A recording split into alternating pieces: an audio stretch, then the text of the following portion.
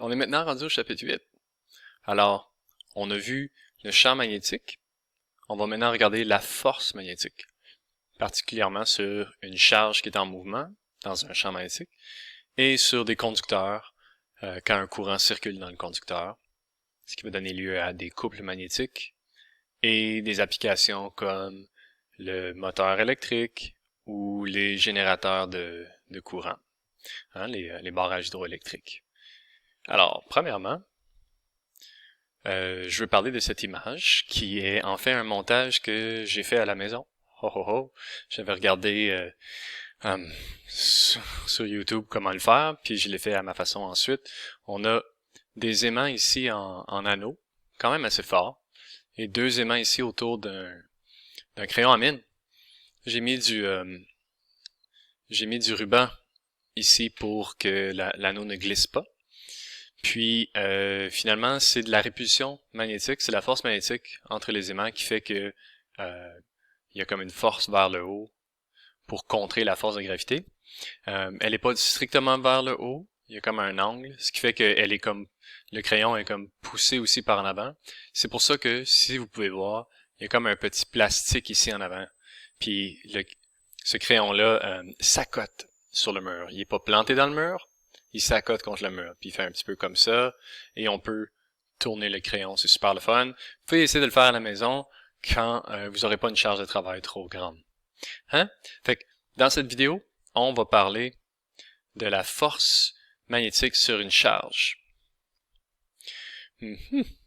Premièrement, on a déjà vu ensemble la force électrique sur une charge qui est stationnaire ou non. Maintenant, si cette charge est en mouvement, par exemple à cause d'un champ électrique qui l'accélère dans cette direction-là, elle va sentir une force magnétique. Et puis, cette force-là, ça fait appel à un produit vectoriel. Ce qui explique pourquoi la force, elle est perpendiculaire au plan fait par le vecteur vitesse et les vecteurs champ magnétique ou densité de flux magnétique. OK. Donc, allons-y. Un truc pour trouver cette force-là, c'est encore comme on avait fait avec un truc de Biot-Savart pour trouver le champ magnétique autour d'une distribution de courant. Ben, plutôt que d'enrober un fil avec nos doigts, cette fois-ci, on va s'en servir de cette façon-là. On a une charge positive qui bouge comme ça, ou un courant dans cette direction-là. Notre pouce suit cette charge-là. Tu vois, c'est un peu comme... OK. Ensuite, la densité de flux magnétique, si elle va vers le haut, les doigts vont vers le haut. Et puis, dans cette situation-là, une charge qui se déplace dans un champ magnétique comme ça, la paume de ma main pousse sur la charge. La charge s'en vient, on pousse la charge. Ça, c'est la règle de la main droite. Moi, je l'appelle souvent en classe la règle de la claque, comme si on donnait une claque à la charge positive qui se déplace comme ça. Alors, chose à retenir là, V, c'est le pouce, B, c'est les autres doigts, et F, c'est le vecteur normal à la paume. OK. Et on verra un peu plus tard qu'on peut prendre un conducteur qui est parcouru d'un courant I, ce qui se trouve à être, OK, quand on y pense, là, un courant qui va comme ça, ben c'est vraiment juste une charge ou plusieurs charges qui se déplacent avec des vecteurs vitesse. Donc c'est normal que on peut calculer une force sur ce conducteur-là un peu de la même façon. Application. C'est plus exactement récent, mais jadis, et dans mon temps, les télévisions utilisaient des écrans cathodiques. Alors, on avait des bobines qu'on peut voir ici, qui peuvent créer et manipuler un champ magnétique pour faire dévier avec une force magnétique les charges qui sont projetées sur un écran cathodique. Aujourd'hui, on a les écrans plasma, puis on a les écrans à affichage cristaux liquides, on a différentes choses, on a LED. Bon, là on va utiliser un peu plus en détail la trajectoire que vont avoir les charges en mouvement dans un champ magnétique. Ici, pour être très très clair, on a un champ magnétique Qu'est-ce qui fait le champ magnétique? Ou la densité de flux magnétique? Les deux, c'est la même chose. Les deux vont dans la même direction, je veux dire. B, la densité de flux, elle rentre ou elle sort? Bon ben, on voit le derrière de la flèche. Elle rentre dans la page. OK, alors, rentre dans la page. On a une charge positive qui va vers la droite. Alors, notre règle à main droite, elle ferait comme ça. Puis, on obtient donc une poussée vers le haut à cette position-là. Ah ben très bien, ça va faire dévier la trajectoire de la particule. Elle va maintenant aller comme ça. À ce point-ci, elle va vers le haut.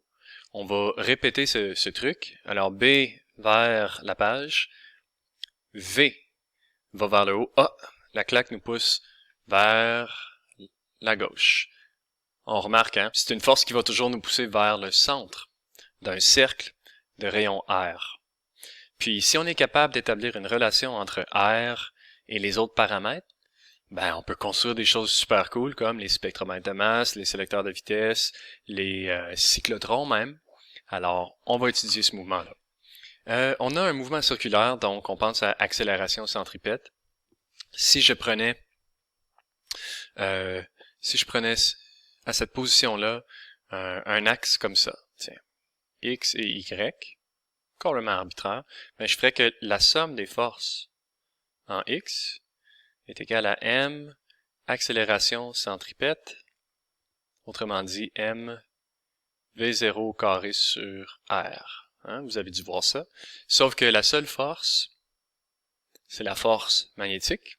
Ici, on ne considère pas la force de gravier parce qu'elle va être bien négligeable devant la force magnétique.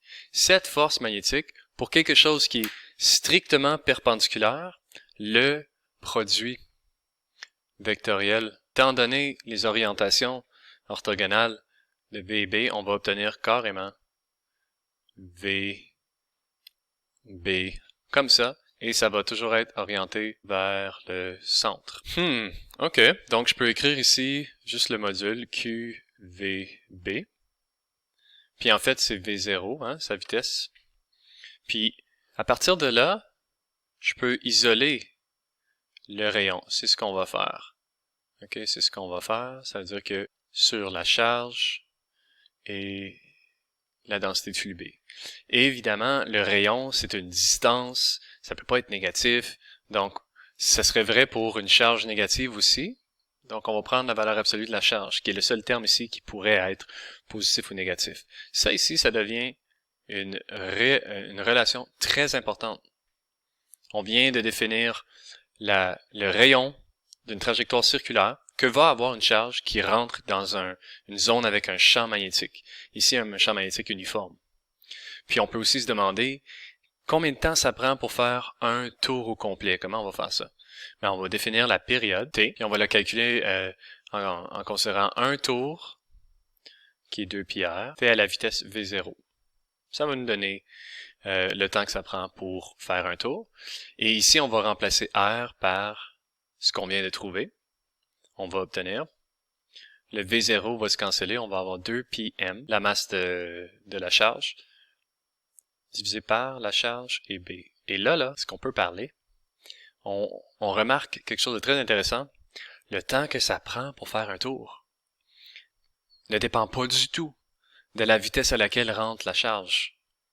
Tant et aussi longtemps ici que la vitesse n'est pas nulle, ça ne dépend pas de la vitesse. En fait, non seulement ça, ça dépend de la masse et de la charge de cette particule. Ça, c'est vraiment intéressant.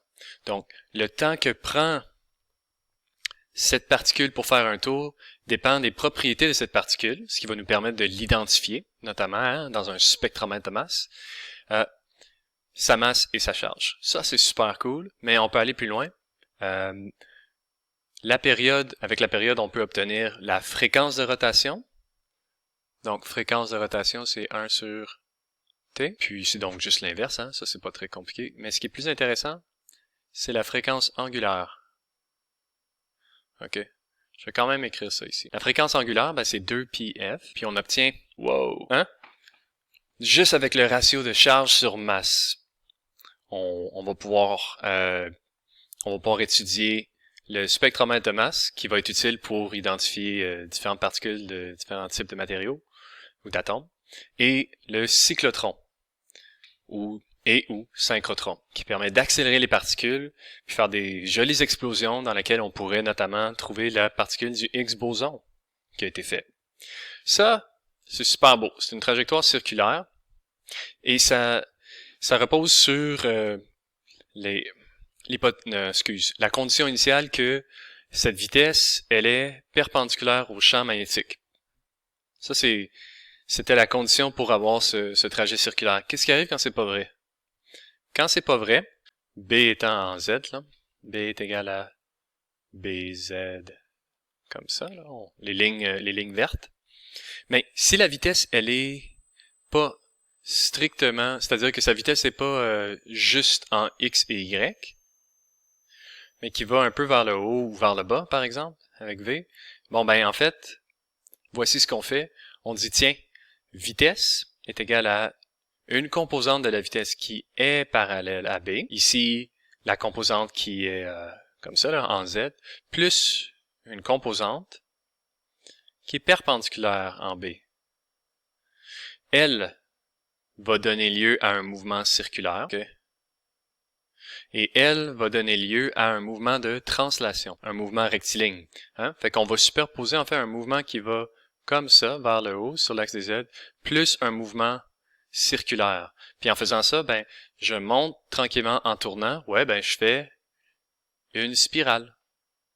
C'est ça qui se passe. Puis là, je l'ai fait dans le sens contraire, là. Mais j'ai un mouvement hélicoïdal qui apparaît quand on regarde les particules chargées qui viennent du Soleil et qui frappent le champ magnétique de la Terre, qu'on va regarder dans un prochain vidéo.